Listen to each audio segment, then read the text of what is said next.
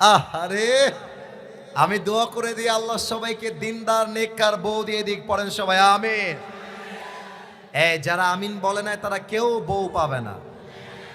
জোরে সোরে বলেন সবাই আমিন।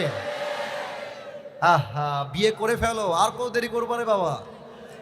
আসলে আমরা বিয়ে করতে চাই, বাপ মাই আমাদেরকে বিয়ে দিতে চায় না। রংপুরের যুবক ভাই, আমি মনে করি দুইটা বিষয় ঠিক হওয়া লাগবে। এক, মেয়ের বাপ যখন বিয়ে দিবে মেয়েকে টাকলাওয়ালা বুইড়া বাদ দিয়ে চরিত্রবান যুবকের সঙ্গে বিয়ে দেওয়া লাগবে।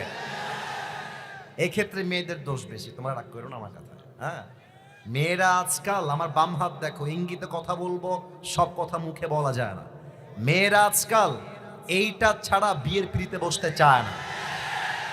আর কিছু মেয়ে আছে দেখবা টাকা পাইলে, বুইড়া হোক টাকলা হোক ডাজন্ট ম্যাটার, টাকলার সঙ্গে বিয়ের পিড়িতে বসতে যায় টাকার জন্য। এমন মেয়ে তো রংপুরে নাই। আরে নাই, আল্লাহ থাকলে হেদায়েত দান করুক। পড়েন সবাই আমিন। স্বৈরাচাররা আবার ক্ষমতার চেয়ার দখল করবার জন্য বিভিন্নভাবে পায়তারা চালাচ্ছে। আমি আবার বলছি, আমি রাজনীতির বক্তব্য দেওয়ার জন্য এই তাফসির মাহফিলে অ্যাটেন্ড করি নাই।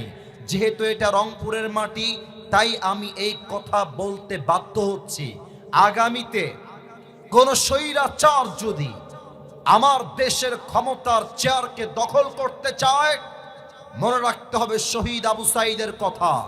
শহীদ আবু সাঈদ যেমন তার বুকের তাজা রক্ত দিয়ে শহীদ হয়ে দেশটাকে স্বাধীন করেছিল, আবার যদি জালেমকে নামাবার জন্য ডাক আসে, জিহাদ করে জীবন দিয়ে রক্ত দিয়ে আল্লাহর জমিনে আল্লাহর কোরআনের রাজ কায়েম করতে হবে, রক্ত দেওয়ার জন্য প্রস্তুত থাকবা কাকা? দুটো হাত তুলে আল্লাহকে দেখা দাও।